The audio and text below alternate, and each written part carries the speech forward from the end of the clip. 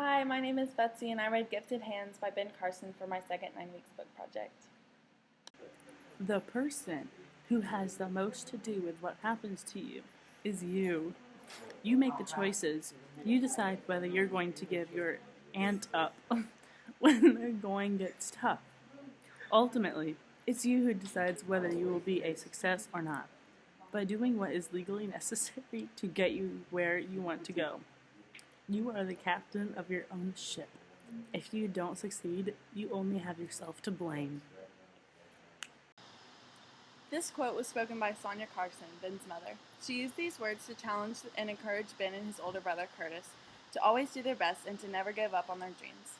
With only a third grade education, Sonia tried to emphasize to her boys how important it was to receive a full education and to always try their best. When Ben was only 8 years old, Sonia discovered that her husband was a bigamist, and the couple then divorced. Robert left the family with very little money. Soon thereafter, Sonia was juggling 2 kids, 3 domestic jobs, and the struggle of putting food on the table. Ben and Curtis continued to try their hardest in school and never forgot that their mom didn't expect anything but their very best in everything they did. In Ben's sophomore year of high school, he joined the ROTC program, and by his senior year, he was appointed the position as senior commander. Ben Carson graduated Southwestern High School with a full scholarship to Yale.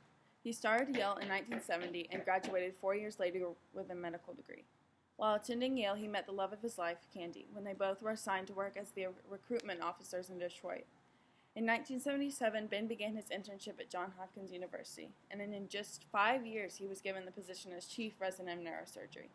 In 1983, Ben left this position and impulsively took a once-in-a-lifetime opportunity with his new wife to work as the head neurosurgeon at Sir Charles Gardner Hospital in Perth, Australia. He learned years worth of experiences and training in just the 1 year he was there.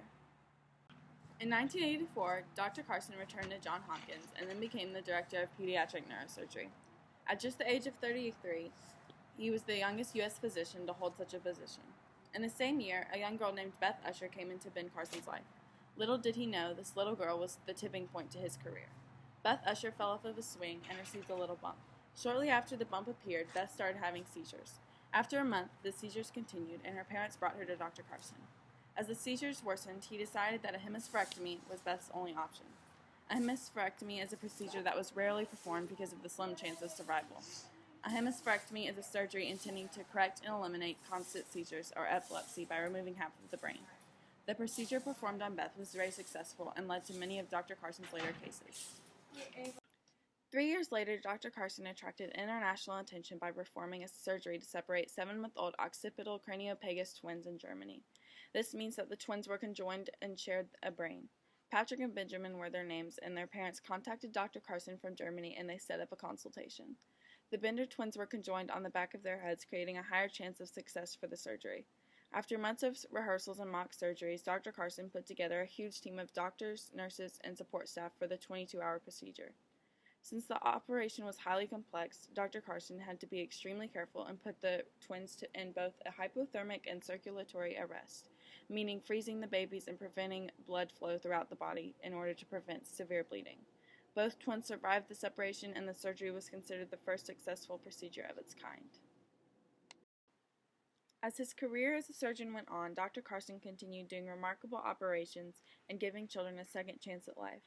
He has beaten the odds several times and gives all of his glory to God. In 2002, after working miracle after miracle, he was diagnosed with prostate cancer. After a tough battle, he decided to spend more time with his family and left his legacy as one of the world's most remarkable neurosurgeons of all time. Today, he is in the 4th place in the Republican Party as he runs for President of the United States for the election in 2016.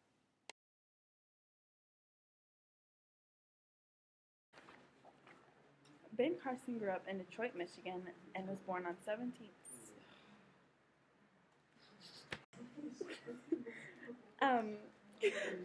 I did Ben Carson, and he grew up in Detroit, Michigan, and his parents were Sonia Carson and Robert Solomon Carson.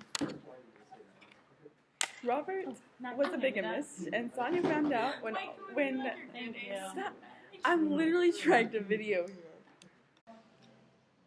Ben's I can't.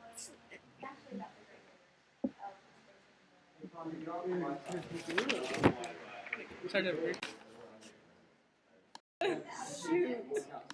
Put that as your blooper. Oh!